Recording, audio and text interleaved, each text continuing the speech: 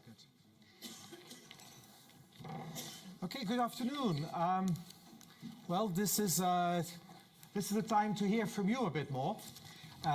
We break these sessions now in smaller rooms so that we can actually get a bit more interactive contributions from all of you. So my name is Stefan Durkon. I'm here in the school.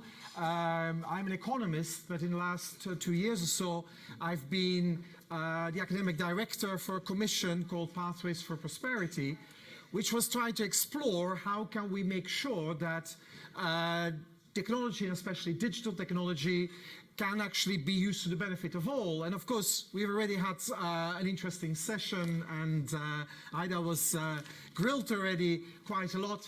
That has been looking at some of the challenges that we're facing in this whole context.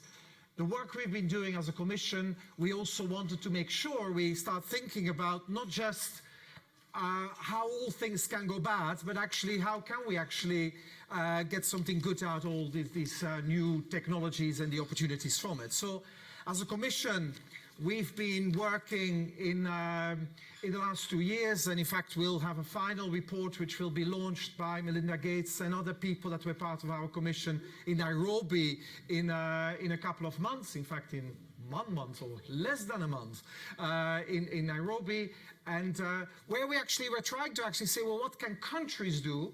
What can governments in countries, what can civil society, what can private sector do in countries to actually, rather than saying we're all doomed here because of the technologies either take all our jobs or indeed they make it impossible to protect our privacy, to actually say, well, no, what can we actually do concretely, positively to actually take advantage? And so this is what this panel also is meant to be about. We have 3 people on our panel, so we have, well, they get the time later on to explain a bit what they do, but I'll just quickly introduce them. So first of all, it's Lizelle Strydom.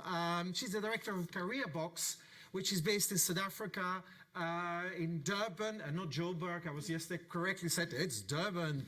That's where all the action is there, related to getting people digital skills and getting them into jobs, and that's a theme that she will definitely pick up.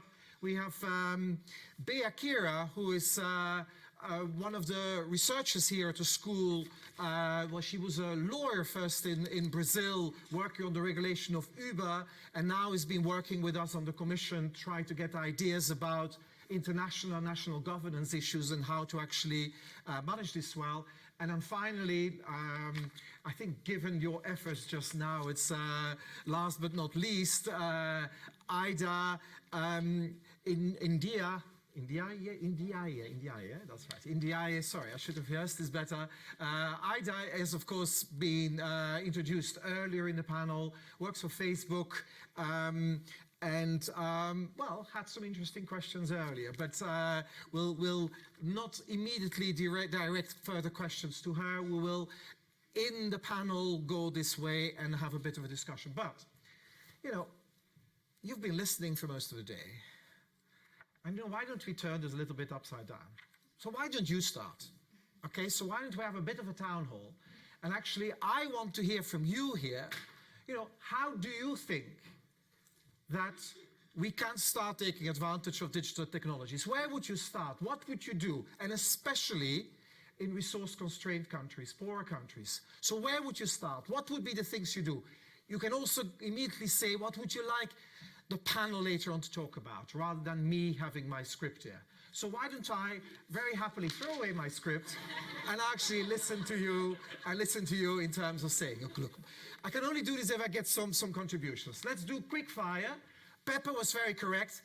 I like statements with a full stop that are short, or questions with a question mark at the end that are also short.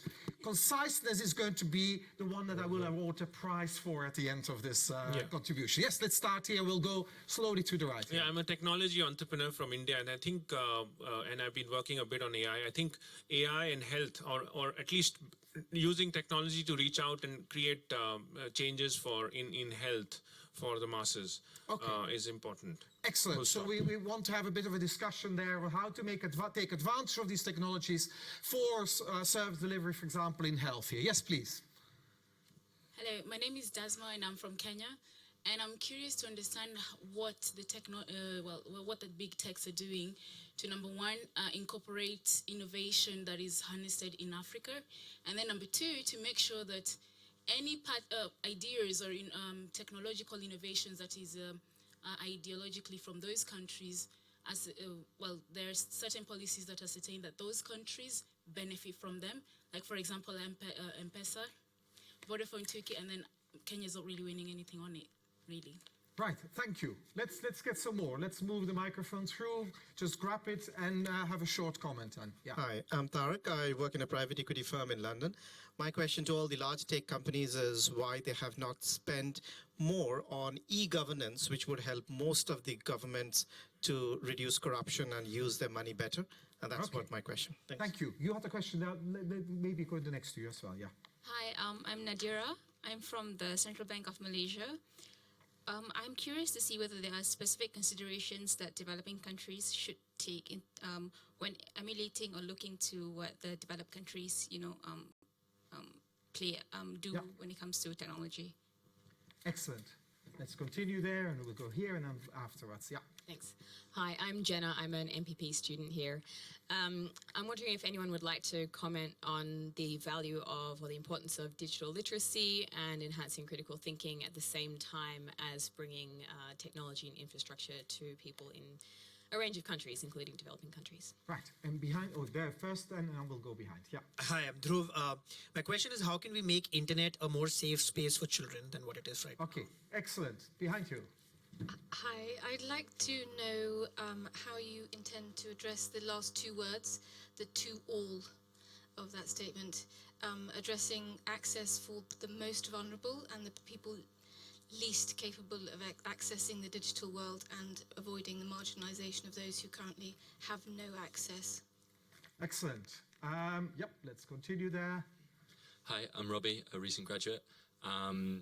I'm interested in how digital services can be used in mental health, especially for underserved communities, say in the UK and other places. Thank you. Right. Yeah. So I'm a big fan of Professor Stefan Derkon. So that's my introduction. So I think in conservative Muslim countries like Jordan, where a lot of females cannot participate in the formal workforce, I think technology has an opportunity to break that barrier and give them flexible work hours so that they can work from home. Okay. Excellent. Full marks. Yes. Thank you. My name is Peter. I'm a law undergraduate at the university, and my question or my principal concern is around economic prosperity and this idea of using disruptive technologies to facilitate wealth redistribution. Redistribution. Excellent.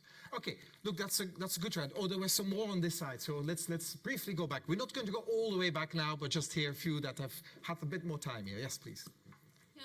How to translate this excess of data into empowerment of citizens, so in turn it could bring efficiency in the government and delivery. Right. And then at the back there. Thank you. Sorry, I just heard Jordan. I'm a diplomat in in London, serving in London. So I had to comment. I'm a woman, obviously, and working outside of the home. So it's not. Maybe he meant other places. But it's interesting for me, the topic between access and literacy. So you can have access, but the literacy levels could. It's a separate issue, basically, that maybe we can look at. Excellent, access and literacy as well. Okay, so that's great. It's actually really good because now, I know you all had your opening statements, but I'm not going to ask you to start answering the questions. We'll have a bit of time, but you get a bit of a sense of what people are sitting here in the room. And I would just love it, Lizelle, if you could start a little bit. Tell us a little bit, maybe briefly what you do, but I would love to hear from you is, one challenge you faced around this theme of trying to get digital technologies benefit for all, and how you are maybe trying to solve it, or how you found a way of solving it, and what does it mean for broader policy making. And if you find a good example, that would be helpful. Perfect.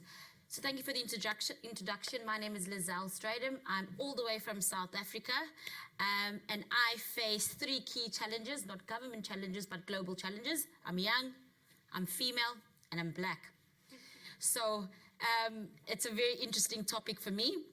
I work for an NGO in South Africa called Career Box, And what we do at CareerBox is we attract, we develop, and we place previously disadvantaged youth into digital sectors. We do this through a number of initiatives, one being work readiness and digital training. We partner with the education and secondary schools, and we teach language and basic digital skills. We partner with the local community to go into previously disadvantaged communities and set up digital hubs. So one of the challenges that we face and are facing is access to data. So we have a huge population that does not have access to data and will not have access for the years to come. And that's the reality. And what we're doing in conjunction with government is how are we proactively going out to the local communities and giving them access. So we recently opened up a digital hub in a local community, which is in Durban, one of the largest local communities, where the youth of that community has access and is able to go in at any time. This is a very small solution to a bigger problem. We are having countless conversations with the government on how we can overcome this hurdle, but I think we are far away from there. I think in a nutshell, this is one of our challenges and one of the ways that we have overcome, but we're very far away from getting there. Okay, thank you very much.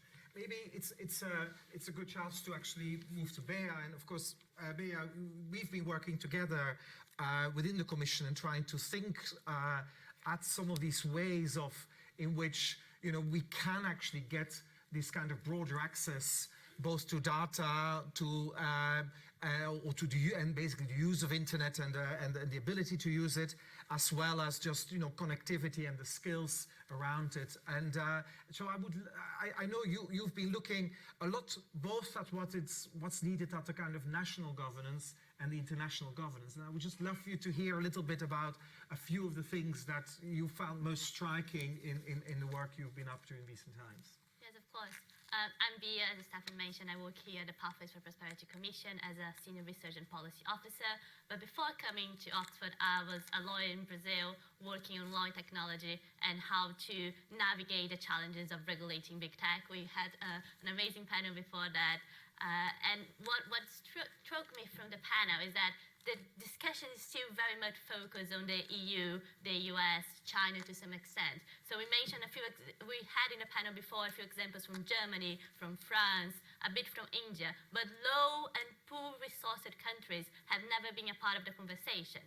So we're trying to do in the Commission, so the work that I've been working closely with at the Pathways for Prosperity Commission is the international governance of technology and the priorities of developing countries. So low and middle income countries, countries that lack capabilities, lack resources, lack infrastructure. How can these countries be part of the global digital transformation? How can they harness the benefits of digital technology? And law and regulation is a big part of it. And the way government technology now regulate the policies they establish now is going to affect the innovation for years to come, so for the next generations. So that's why it's so important to discuss today, not only technology regulation in the global north for developing richer countries, but also in poor and resource-constrained nations. And what we have come across in the Commission, I think two big findings is one that the goals and policy priorities of developing countries are not always aligned with the ones that's set by the big, powerful countries like the US and EU. In many cases, they differ, so they have different balance of policy priorities. And the second one is that international cooperation can be either a big obstacle or a key element in helping these countries to achieve development. So many of the rules set at the international arena or by big, powerful countries, GDPR is one example of this. So it's a regulation that's set by the European country that has transnational effect, could be either enables or could be actually barriers to many developing countries, to business and to people that are trying to harness the opportunities that technology brings. So I think these are the two big challenges that we try to address in our work. One is that giving developing countries the voice to voice their priorities, to identify how to shape and how to regulate technology in a way that work for them. And the second one is how to do that at the international level, when there are more richer and more powerful powers playing and developing the rules. So developing countries should not be only the rule takers. They want to be the rule makers of a digital inclusive future. That's great, Bea. Well, it leads me to actually to go to Ida, and of course you had a lot of questions earlier on the panel on, and it's probably a reflection of the following. You know, I think I've known you for quite a while. At the time, I think you joined Facebook. Facebook was probably, you know, one of the world's favorite companies. Now that has clearly shifted, and you know that very well in the kind of world. So, of course, you're still working with them, and it's not because you don't have the ability to work for someone else. So I actually would like to ask you to give, you know, an example of something there, a challenge that you've seen within Facebook, and you're kind of proud in the way it actually becomes a force for good and a contribution. Because I'm pretty sure that you have these, and that's why you're actually still working with them. Yeah, no, thank you so much for the opportunity. And I think, yeah, the regulation discussion, very interesting, very important, but it's actually my favorite part of the job is actually how do you harness the powers of companies like Facebook to actually do some good or to be able to solve some public challenges. We actually have a couple and we do quite a lot, and I know we don't have enough time, so I'll just choose one just as an example.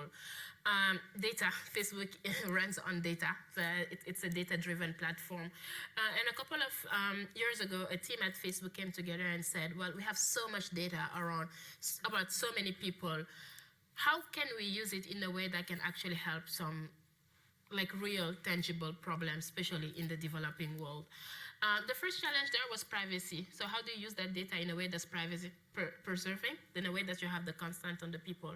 So the team sits now in our privacy team, and then what they do is that they work with various universities. So for instance, we work with the Columbia University in the United States, and we've also used our own data and AI tool to create population density maps. So today we've released population density maps that are the most accurate so far in the world, and we've released them for all the African countries. So why is that important? How does that shape public policy, or how does that help solve some of the issues? So someone raised the question around health, and it has a real implication on health. So today, those population density maps are being used by health organizations to help inform things like vaccination campaigns. So it was done, for instance, in Malawi, where we worked with the Red Cross, and we provided them with the population density map, and it allowed them to have a vaccination campaign that was a bit more efficient, because they realized through the population density map that 97% of the Malawi population just lives in the city, so there's no one actually in the rural areas. So now it helped them optimize on how many people to deploy for their door-to-door campaign and how many people to reach out. So that's one example of how those tools can be useful. We've also produced things we call disaster map, and what the disaster map does is that using data from Facebook as well as open source data, it can predict when is the next health outbreak can happen in a country, and that helps also government try to better address some of those health challenges. So what are the challenges really quickly that we're facing with this type of work? I've done it in Africa, and the biggest thing is capacity building. So we provide with the maps, but you need to have some data scientists who will actually help and analyze the data and translate it into policy making. We've done it in Nigeria successfully, done it in Malawi successfully, but we had trouble replicating it across other countries just because there were either not the lack of resources or the skills to do that, or there was not enough coordination at the government level to be able to have that translated into a solid policy. The second one is also around regulation. So how do you do this type of work that I believe is important? I think many people also will believe it's important, but in a way also that respect privacy laws. So all the data we share is disaggregated. There's no personal information that is shared, and we share it through various privacy agreements with people, so to make sure that that data is not misused. But at the end of the day, it's still data that's being shared. So what are the frameworks that can better help those kind of initiatives to happen in a way that's safe and protects the rights of one another? So would anyone like to react a bit or say something to it? Yes, please, there. I was fascinated by the link of disasters, and obviously author of Dull Disasters. Is the data that Facebook works on, is it compiled in conjunction with things like the mix in order to correlate with predicting disasters or the outcomes? And presumably Facebook, if you have the capacity to disaggregate what issues people are having or to filter what people issues people are having post-disasters, are you able to filter that data to people who are and governments who are managing disasters so that they can then build potentially a micro-insurance policy or something along those lines? Can I just add to it, actually? Because I think it's an example of a question. It filters through with some of the other questions. Do you do enough to make these data social goods that can be built on, that get integrated with other things? Or do you is it fair if I have the perception that you like to do it yourself in your own close confines, and that actually this kind of more natural linking with government data and with other things is not quite in the nature of how these projects work? And it's not in itself equitable, it's actually almost asking for, how do you look at it as a social good here? Is this, how do you bring these things together? That's a great question. It's actually done all in partnership. So it's either with like Red Cross, health ministries, like the UN. So we have various partnerships. We have a partnerships team. So we try to do it as much as possible. We're not yet there in terms of like being able to predict what is the next thing that the person would want for various reasons, but there is an opportunity to get there. The way it works, and let me know if I answer your question, is we're partnering with all of these entities, and we're also not just using Facebook data, right? So it's data from across various open sources. So whether it's like for the population density map and the disaster map, Colombia actually has a great set of just population density map across the world. So we use the Colombia population density map. What our value added here was, yes, our data, but also our AI tools. So what our disaster maps and disease maps, also we have now disease maps, help do is that they can help predict where people will go next. So that was, for instance, helpful in Mozambique when the cyclone happened, where we worked with some of the humanitarian organization, and they could say, well, this is likely the next town where people will migrate. So then that can help in resource allocation. Do we need more connectivity? Do we need more food, etc., and those kind of things. I think there's definitely an opportunity to do more.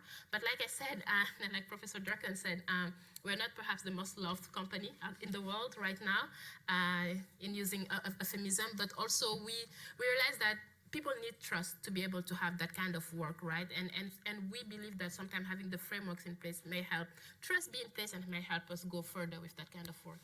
So can I ask the other panelists, observers of this kind of thing? So how do we build trust in big tech?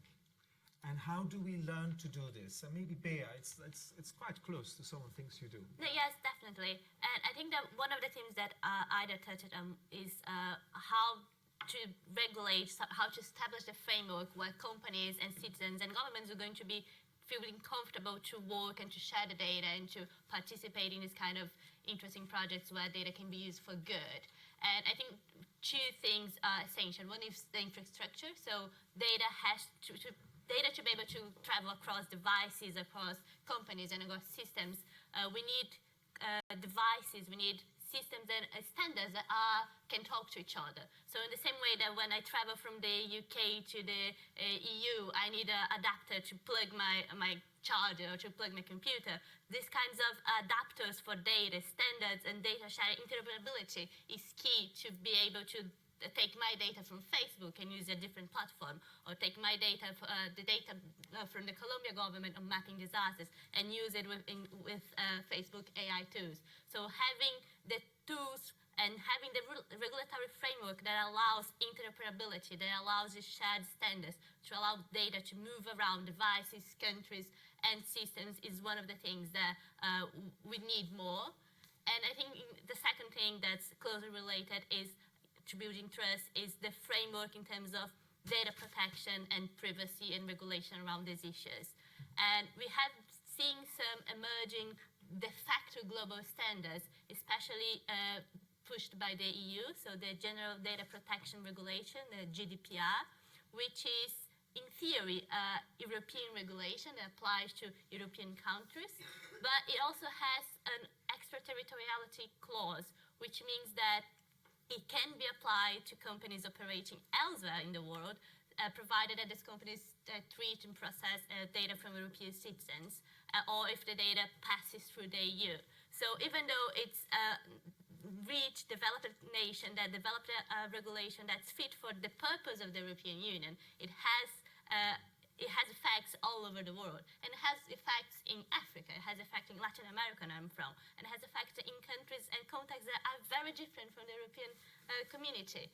So how can this de facto, or even not de facto, the rules developed at the international level, like international law, can be tailored to the specific countries, the specific needs?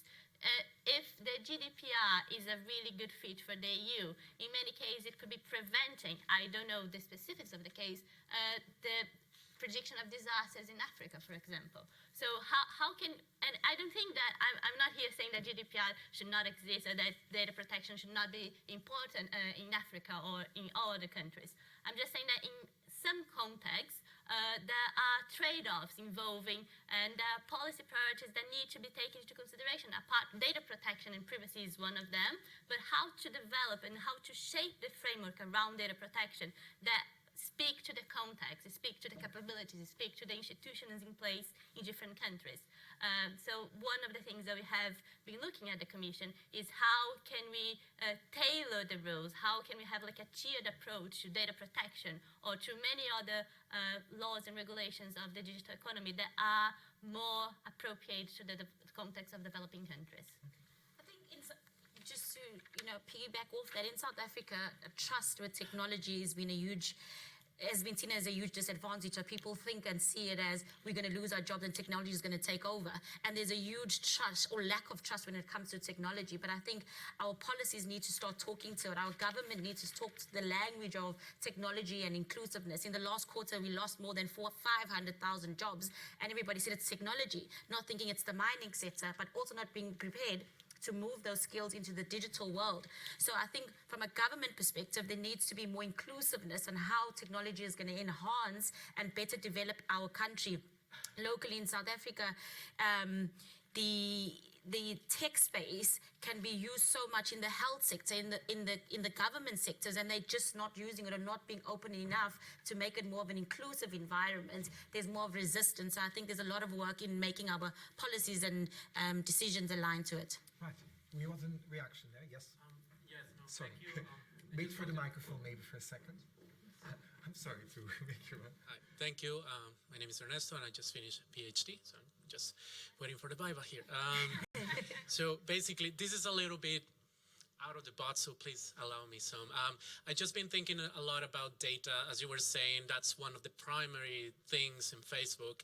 And I have usually when we think about this and we think about the developing world, we're always thinking about, top down. And I wonder how much at some point eventually we can go to bottoms up, in the sense that basically every person is a data producer. We don't know the value of that data. There's no way to make companies accountable of the data that we give to them, whether we're getting, because yes, for instance, Facebook is free, but the trade-off is that we give Facebook some data. The question is, Facebook, with all my respects, any other company, are they giving us back the service we deserve for the data we are giving them collectively? Can we as citizens at some point have access to the value, the monetization of the data we're producing? Very good. Okay, that's a full stop there, and then that's a comment, and then let's behind here. It's actually a question taking more from his observation. Currently, companies call all of us who access their services as users. Aren't we shareholders and workers more like? Because we spend all a lot of energy expending creating content. Right. Okay. Yes. Sorry, I'm not fully aware of all the details because it's a complex matter, but IBM is sort of the baseline upon which most digital data is placed. Is that right? It's sort of the bedrock of the internet, which is no longer owned by US government, and we use the IBM's stats database when we work on Mix. They're both they're major data hosting, data using formats, which surely, if that's sort of the top and bottom of where data is either hosted and used, should we not be approaching IBM as being sort of the daddy of the internet and the place where we can host and feed into a format where all data is the same, that we can all get access to if we pay for it, or? Well, we have another comment.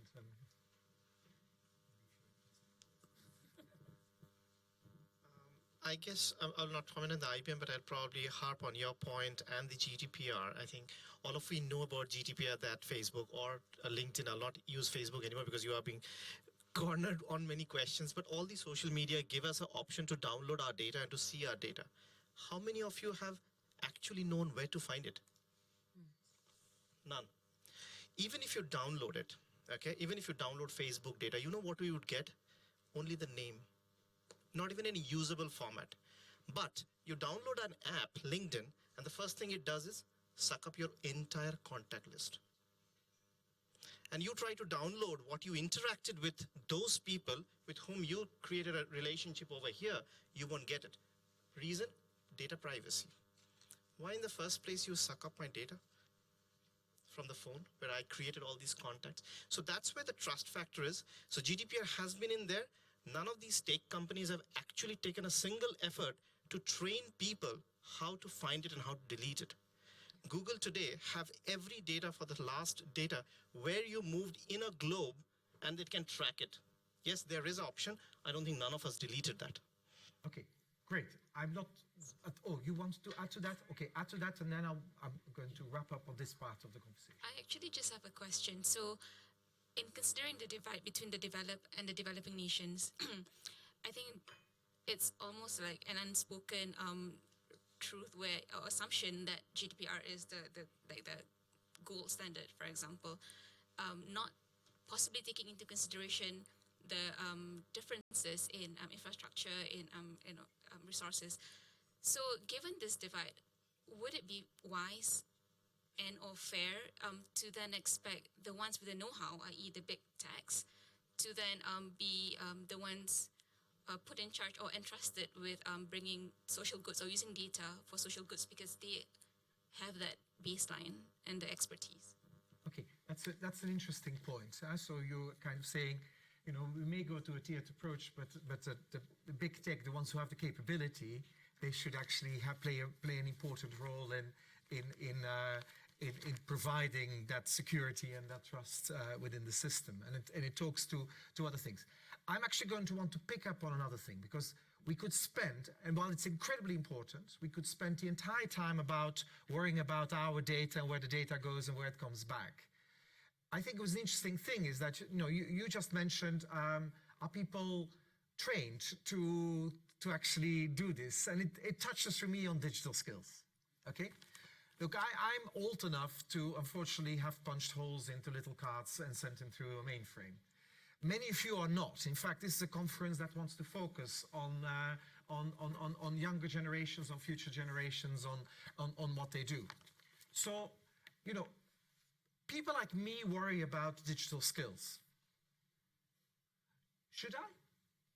Or put it differently, those here in the room that are young enough to remember playing on their mother's or father's phones when they were 7, 8 years old or whatever, and having to have it taken away, are these the digital natives where it's actually a very different game and we need to approach this very differently, and the model around digital skill formation needs to change because it's old fogers like me who says we need to teach them how to do all these kind of things? Are we just get it entirely wrong? And I thought, Lisa, you need to say something about digital skills and workforce and where the opportunities are and so on. Before I answer the question, I would like a definition of digital skills. I don't know. I'm just on this one, just moderating, no animating. I'm just asking you. Look, you know, what is a digital skill? I mean, you just tell me why you ask me that. So depending on where you go, there's different definitions of digital skills. There's different definitions of 4IR. And in South Africa, it's interesting because the government has just selected this group of people that are going to define and tell us what 4IR is. So it's very interesting. But there's different types of digital skills. So what we do at CareerBox is prepare individuals for the world of work, specifically in the BPO sector. So BPO being, for us, the digital world, that could be web chat training, that could be talking to a person more, or talking to one customer, or talking to 3 customers more at the same time. So there's different type of skills that we prepare. There's digital literacy. But in our space, what we focus on is getting people digital ready. We partner with a program called Intel She Will Connect that helps women stay online, be safe online, and connect online.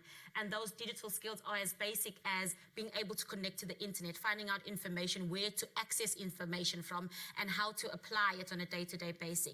That could be how to use basic Word, Excel, PowerPoint. It could be as advanced as using coding or robotics. It depends on what the digital need is, and ultimately where's the job, and how do we bridge the gap between the skill and the job. Right. Well, that's excellent. I mean, I'm very glad you raised it, because I'm a big fan of actually start thinking about what the new forms of work would be in a world that is much more digital. And we have a lot of people that said all the jobs are going to go, but actually, especially in countries I work in, developing countries, they will keep that, relatively. They're better skilled than they used to be, but they will keep that advantage in labor markets. And as South Africa is proving, I was actually this morning on a call with some people from BPO companies in South Africa, where they're actually just explaining the nature of the expansion of the jobs that can be done, because with better digital technologies, yes, there's maybe fewer garments, maybe fewer t-shirts to be made in Bangladesh, but there's a whole new wave of jobs that can emerge in a fascinating sort of way. But of course, that's a very particular type of skills to it. Bea wants to come into it. Please jump into it and disagree with me, please. I mean, we work on the same project and you speak to the same data. It's difficult to disagree, but I just want to maybe complement with, apart from digital skills, what we have been learning from working with developing countries is that the need for digital complementary skills, so skills that complement what everyone is talking about, the skills of the future. Yes, coding is important, yes, knowing how to use the computer is important, but also empathy is important today and is going to be important in the future. These kind of skills that are human skills that are going to be, for example, someone asked about health and how technology can help service delivery. The service delivery providers at the end of the service, chain, are the ones that need to have the skills. Of course, technology and a robot, a computer can help with heavy lifting, skills such as raising a patient from the bed and putting in a chair. But who is going to talk to the patient? Who's going to provide the person with comfort, or with the, ask him or her, how are you doing today? So these kind of complementary skills are important today and are going to be important in the future, even if robots actually take most of the jobs that are not empathy related or not related to human nature skills. So just that. So I like that idea, actually, because and I'll come to you there at the back there, but I like that idea because it somehow suggests that, we've gone in a particular way where education and skill creation, it's all about certain forms of cognitive skills. And just imagine that suddenly the income distribution is not going to reward that anymore, but actually people that are nice and know how to talk to people and so on. It would be quite an amazing redistribution from a certain type of people that has been rewarded in labor markets forever to other things. So that's a kind of a nice idea. You want to come in there at the back and here as well. Thank you very much. So I was wondering, are there any examples of how we can harness the power of data and tech in conflict-affected and fragile environments? So we've talked a lot about trust, but trust towards the big tech. But are there any practical examples or any research on that, how we can bring communities together in a peace-building context? So I'm going to park that question for a moment. I'm just going to see whether there's anyone first on skills and issues to do with skills, and then we'll not forget your question, okay? Hello. And then we'll go back forward here again. My name is Freshta Karim, and my question is about skills and education. A lot of underdeveloped countries, children are going to school, but sometimes data is showing that they're not learning. So there's a lot of countries are facing educational crisis. and then we are having technology here. Can we have a hope for technology to help these children start learning, but at the same time considering the fact that many of these countries might not have the ecosystem or infrastructure, something as basic as that for some of these children, like electricity, to be able to use technology. So how are we going to do this if we ever think that technology, or as we have started thinking that technology can be a solution for problems like this one? Thank you. Okay, thank you. And there were some questions here. Well, let's take them.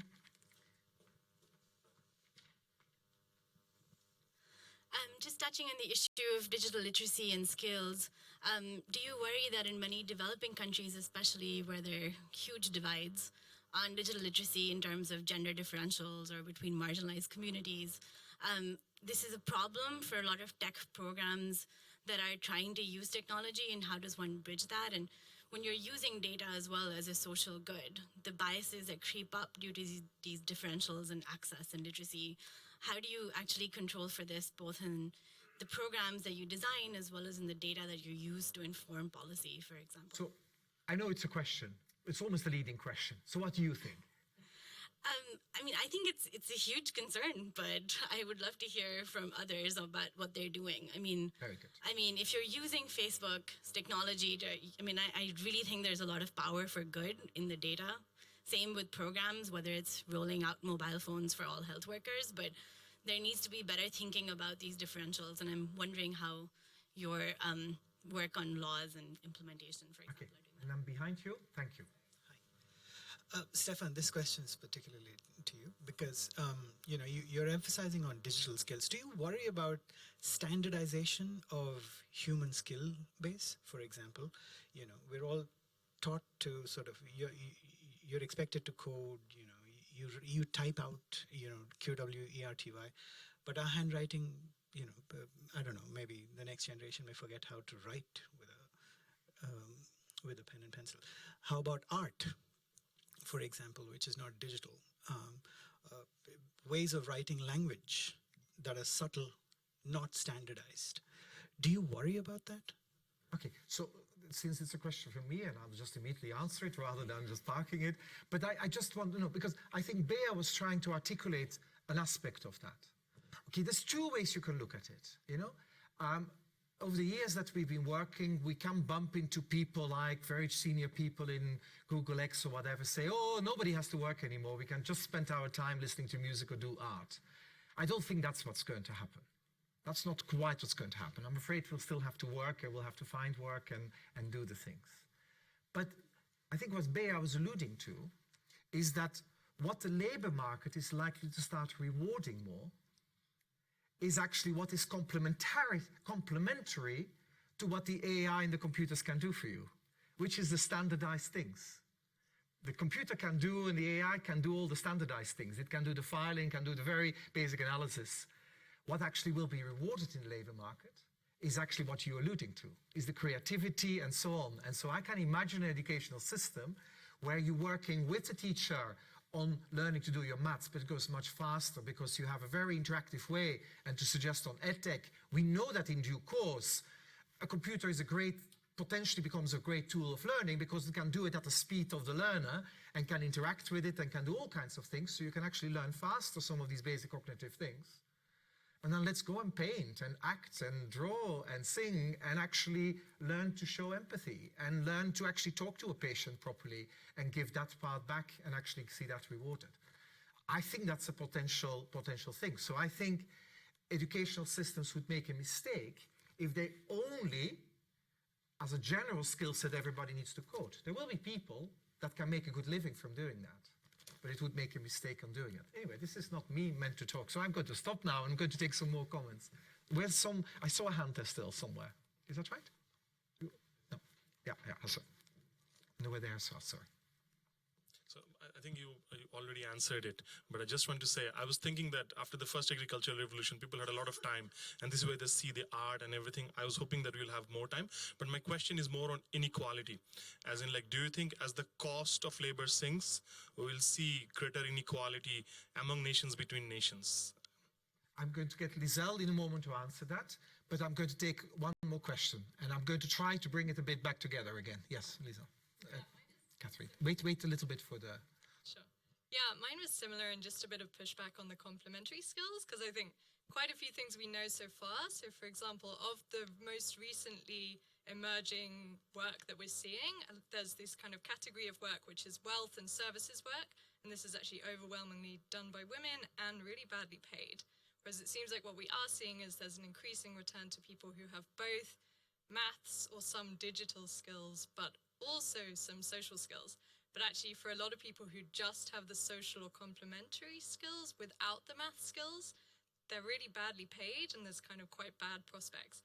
So what do you think? I mean, another thing I've seen is that the biggest skill gap that there is, for example, in the UK and Canada and the US, is just stuff like Excel or like basic maths, that then lots of employers are finding they don't need people to code, they just need people who can get a spreadsheet and can like do a few calculations. Okay. So don't give on your Excel, don't give up on your maths yet. So, no, I take your point entirely. And very happy to get that pushback. Yes, we have a comment here. Yes, just wanted to know, I'm curious about if there's a correlation between the use of technology and the poverty reduction in developing countries, or are they not linked together? Okay, good. Right, we've moved in all kinds of diverse things. I'm going to get the panel to pick whatever you want to actually comment on some of the things you've heard. But I will tell you what I want to, after this, we'll move a little bit to, is to some of the questions that are more linked to the e-governance, in conflict situations, you know, how do you actually use this as a tool also in governing societies a bit better. But we leave that to now, and just if you want to come in. Ida, do you want to come in? Yeah, I can start. Yeah, a lot of interesting question. I will perhaps pick up a bit on the digital skills aspect and how often we don't think of private sector or even of big tech as being part of that conversation. But I think one thing that I've learned coming from a government background and now moving to private sector is that how do you frame these things to be useful in the private sector, and that private sector can also invest in a way that can advance the goal. So from a Facebook perspective, and for a lot of also private sector, especially the bigger one in the world, they're not making much money in spaces like Sub-Saharan Africa or some of the poorest country, right? So I think it's a lot of those countries where for them, they see it as an investment, right? So we're doing a lot of work here around connectivity, bringing access to people through fibers, we've talked about free basics, which was just one of the examples amongst many. But from a Facebook perspective, and especially from a public policy perspective, where it's just not around regulation, but it's around how do we create the right environment for this business to grow, and hopefully if a business like Facebook can grow, so the small startup as well as the tech ecosystem can grow, it's around what do you do? And a lot of our work actually on public policy is programmatic, and it's around digital skills. So we created a program where we are teaching African SMEs, mostly informal businesses, how they can use platforms like Facebook and WhatsApp to do commerce, right? Because they're business tools at the end of the day. It allows you to reach clients much faster, bigger audience. And so we've launched that across Sub-Saharan Africa. We've trained like 10,000 of businesses, and we're seeing, right, that there's some positive effect there when you're trying to make it more relevant for them. What's in it for private sector? But we're thinking, well, if they're trained, then in the next 5 or 10 years, they might be the biggest businesses actually using this platform to grow their business. Same thing for around also digital literacy when you think about it around safety and privacy.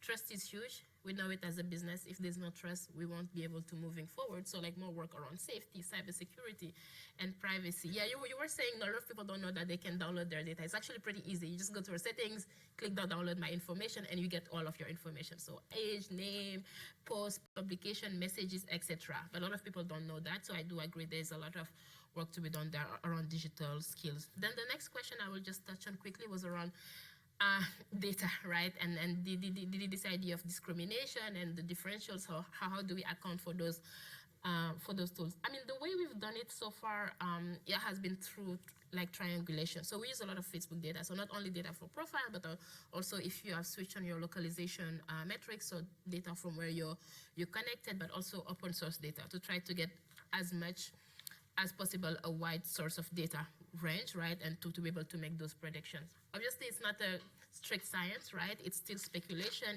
and there are still mistakes that are happening.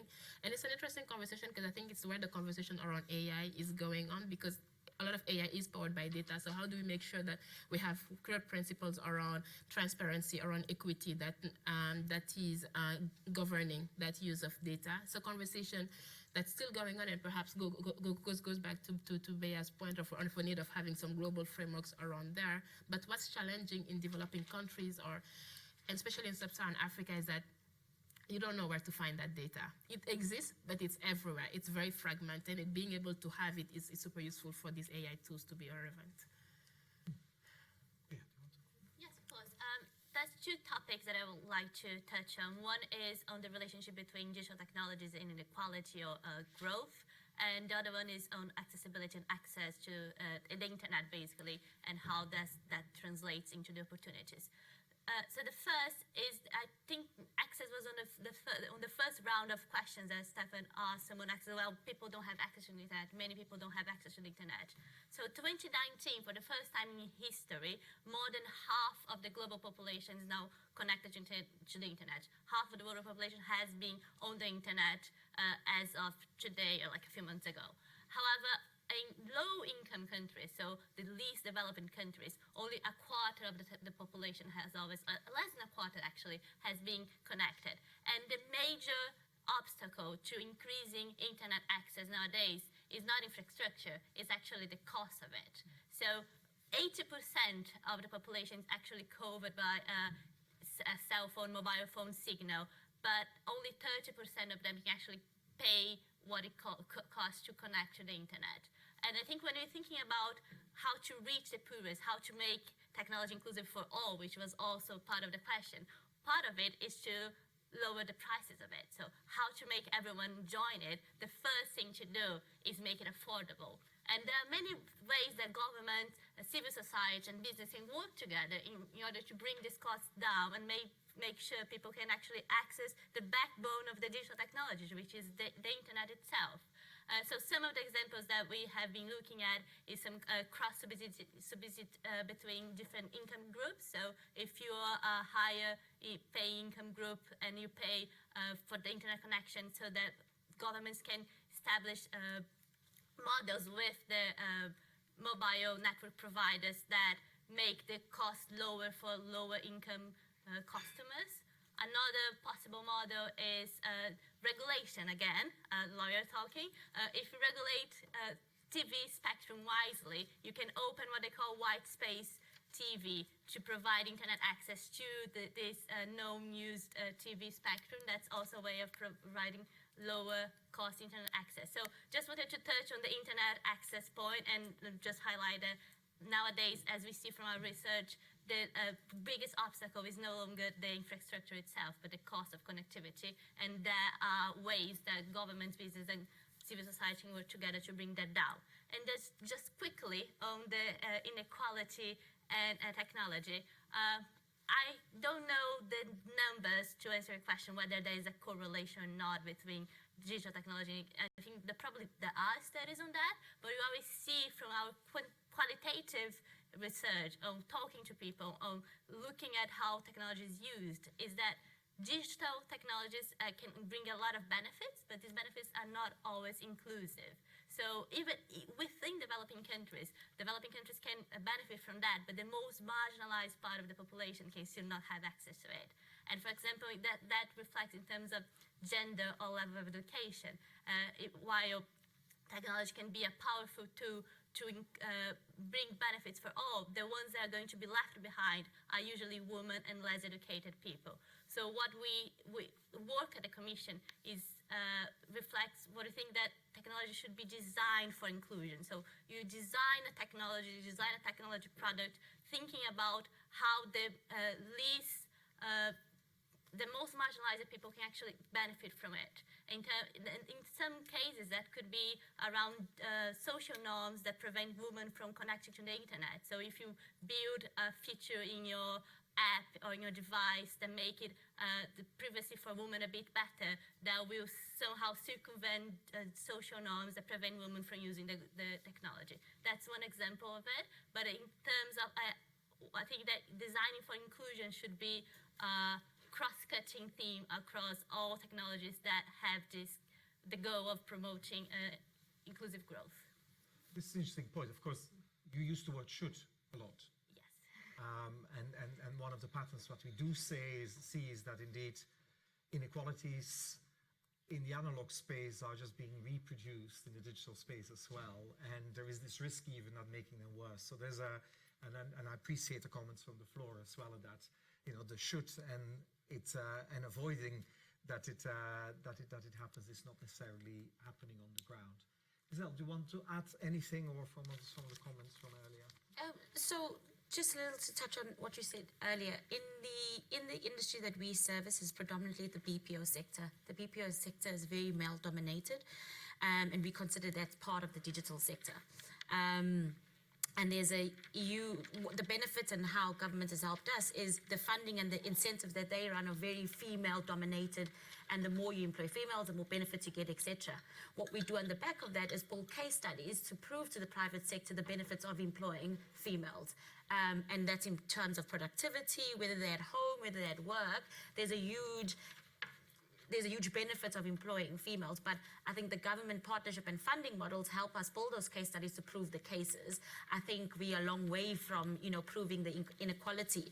Also, I'm yet to experience talking about access to data. It's wonderful to have access to data, and we've established that it's not an infrastructure challenge, but more of a cost challenge. But I'm yet to experience a full year of consistent electricity supply in South Africa. That is a topic for another day. But I think we have fundamental practical issues that we need to deal with before we really deep dive into technical skills and the evolution of digital. So there was a number of questions also at the beginning about, that have to do with, governance in a general sense, and how digital technologies may contribute or may it actually be harder. I think we have a request to actually think about issues to do with corruption and related issues. Why don't we get much more action around using digital technologies to do this? We had requests of, what can you do in fragile states, what you can do in poorly functioning states, or indeed, what can we do in settings where the tools of avoiding harm, for example, to children, avoiding harm to children and so on, could be are not there, and there were a number of these things. That's just the Springboks preparing in Japan. Oh, I see. Right. So you can also talk about what digital technologies can do with that. But maybe, is there any comments in this kind of space of e-governance or conflict-affected state, fragility, corruption, anything, any ideas, any examples that you've seen from the panel? And if they have blank faces, which I don't think you have, I'm sure you have some ideas there. Yeah, I do actually. Not a Facebook example, but actually, and it's perhaps something I've learned through my job, as in that when we think about big tech and technology for all, often, especially in sub-Saharan Africa, we tend to, and then when I have discussions, we tend to look at what can Facebook do, what can Amazon do, what can Google do. Like we've seen, we can do a lot because there's a lot of data, there's a lot of capacity, but what doesn't happen often is looking inwards. Like we're seeing in Africa, at least like a multiplicity of tech hubs and startups, like around 400 hubs in the continent. And one of my favorite examples actually come from the DRC, where there's also a huge problem of education, responding to Fresh's questions around education. The kids are going to school, some are not going to school. There's not a lot of learning that's also happening. And so young Congolese just developed this app that actually you don't need internet, so you can work through USSD to get access, and it helps the parents to be able to track whether their children are in school or not.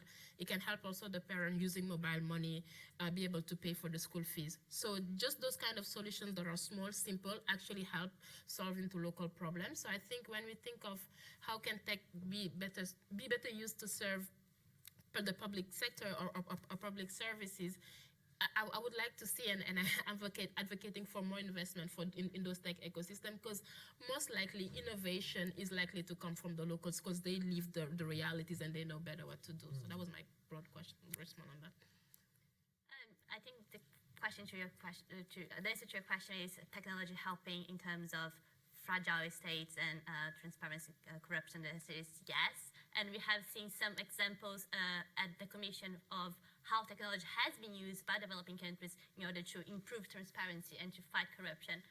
My example is actually from Brazil, which might not be the best example, the best country to give an example from, but we have a transparency portal where all government data regarding expenditures need to be published, and it's open access, and it's easily downloadable, and it's machine readable, and you can cross reference information, and that adds transparency to the system and makes it more accountable. How it's being used or not is another conversation, but that's an example of how technology can improve transparency and improve fight against corruption. In many cases, we see like open data within governments is a good practice. So we have been pushing for companies, because companies have a lot of data, like Facebook, to share the data and to use the data for good. But governments have also a lot of data, and governments have data in different pockets of data. So governments are not very well interconnected. So the Minister of Health have a lot of information, and the Minister of Education have information, but many times these databases are not integrated, and it cannot have a full map of how the country is doing. So countries that adopt open data and have this, a higher level of transparency can usually benefit more from the information. And on the point of fragility, just quickly, I think technology has a lot of potential there. And one of the things that we have briefly looked at is how mobile money and how can help these countries under conflict to receive money when there's no other infrastructure. I think Stefan can probably talk about that a bit more, but there are a lot of possibilities, and finance is one of the things that technology can help a lot in conflict-affected countries.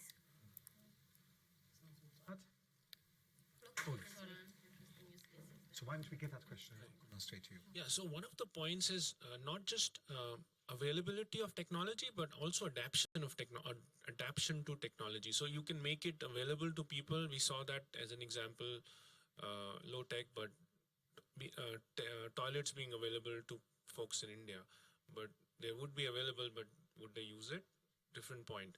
Similarly, I've been personally experimenting with technology and making it available, but then adaption, whether they don't want to because they're insecure, or even if it's available, just that adaption piece. So I like the panel to address it, because technology for all, but then adaption to technology by all is another challenge that I like.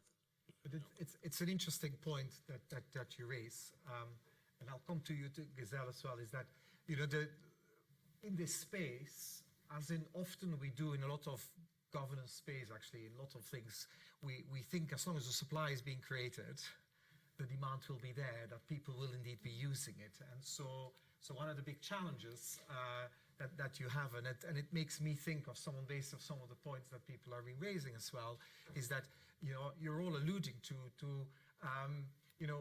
it's not just about learning how to use Excel or in the spreadsheet or indeed the thing, but it's actually understanding how you can be a good citizen given digital technologies, and actually getting another form of digital skill that we probably usually don't emphasize that much, is to actually getting people to make use. You want to come in? Yes, there.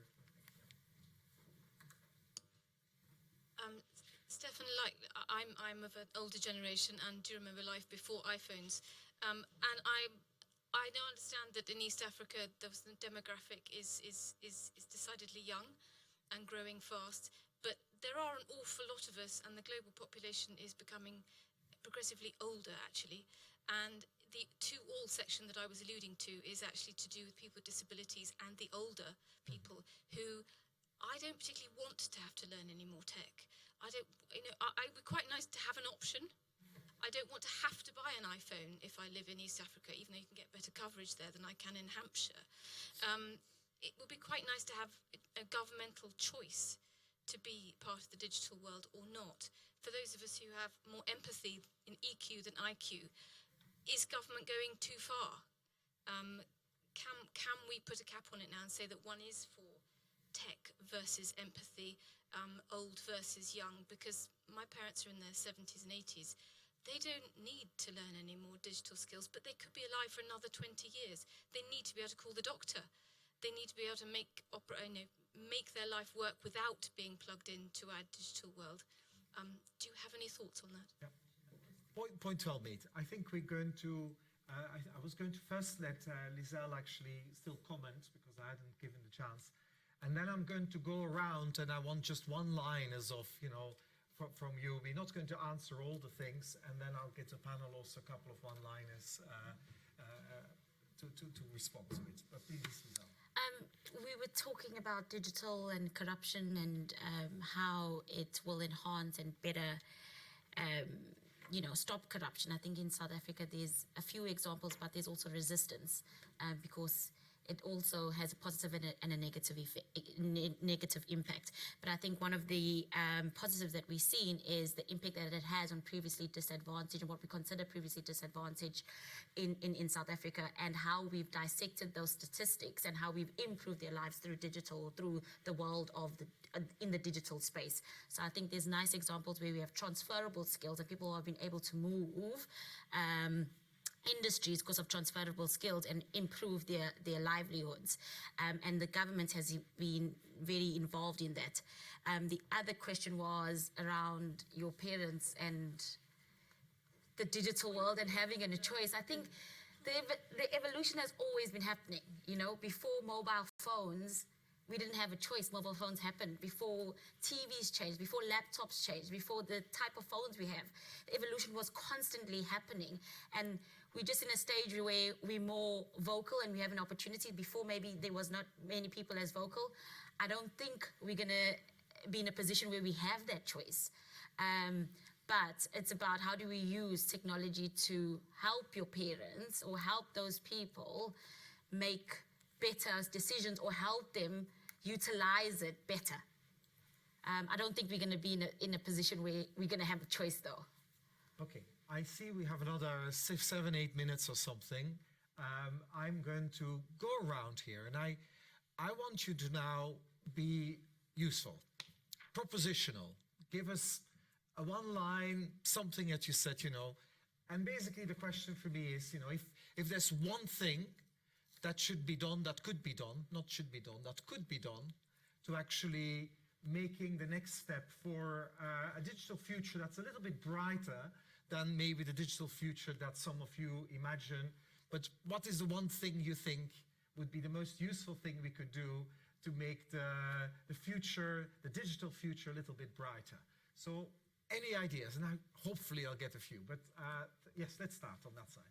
And I'm going to come to the panel as well as a closing one with exactly that same. Just to get 1 minute. So firstly, from the fragility and conflict angle, that there are a lot of villages that have been burned in Rakhine state that the world would have never known. It's because of technology that the media was able to go there and find out that there was a mosque, there was a village, there was a market that is not there. So I think there's a huge benefit of technology there.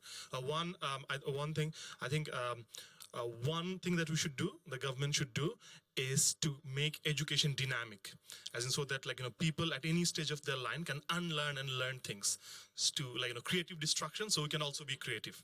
Very good. Okay. Any others?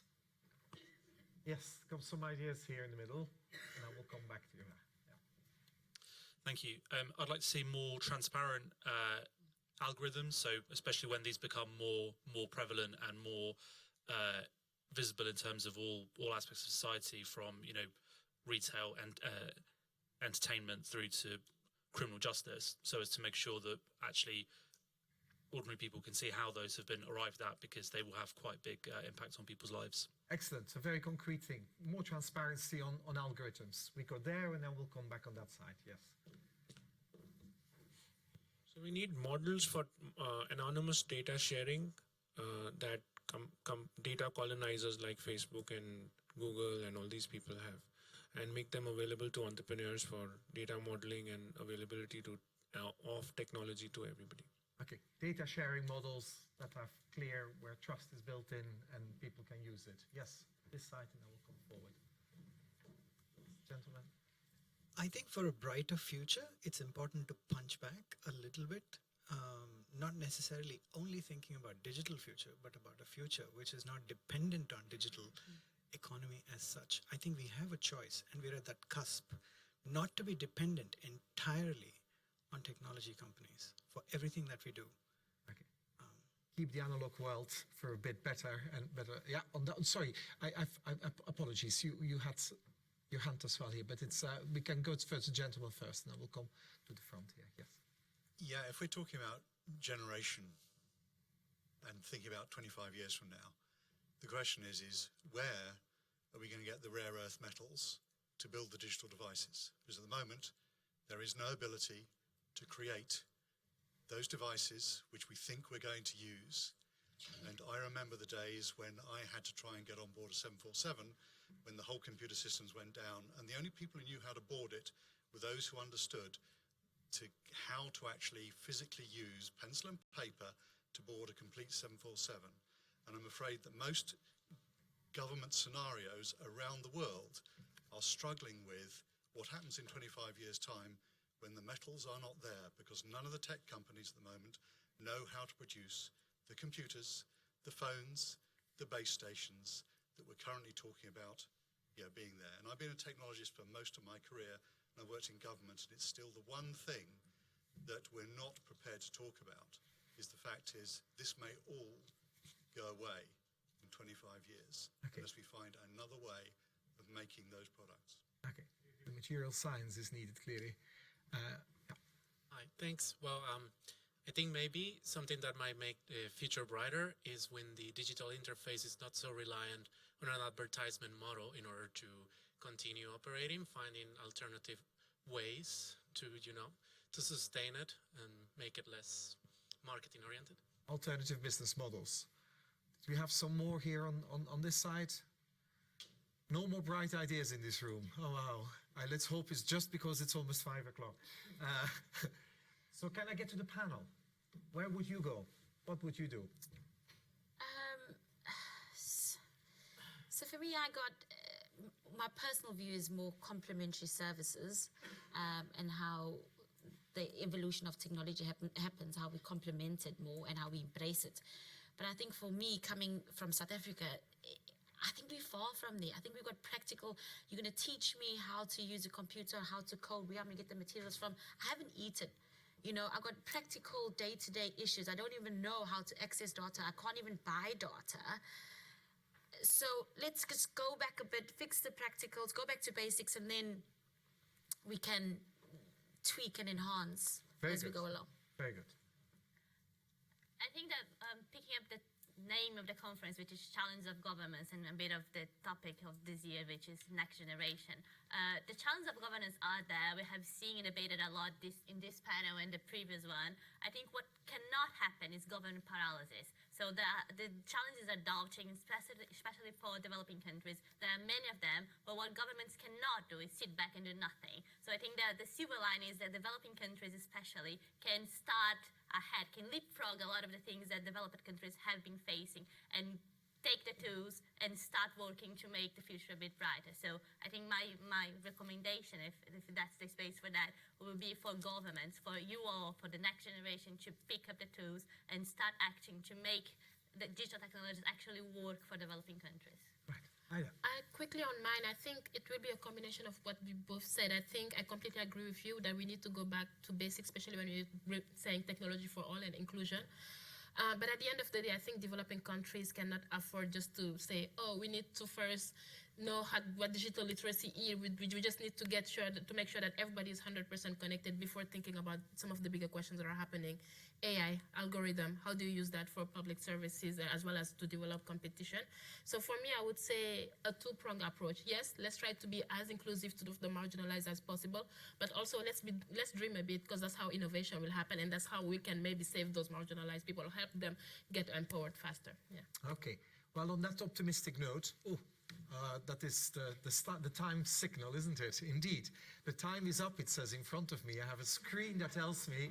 So I have to thank you. Thank you. I made you work a bit, and it was more intense maybe for a few of you. But thank you for your interaction and your collaboration. But I also would like to thank my panel, because I didn't make it easy for you, because there were all kinds of comments from all over, and you did admirably well. And I think we should show our appreciation the usual way.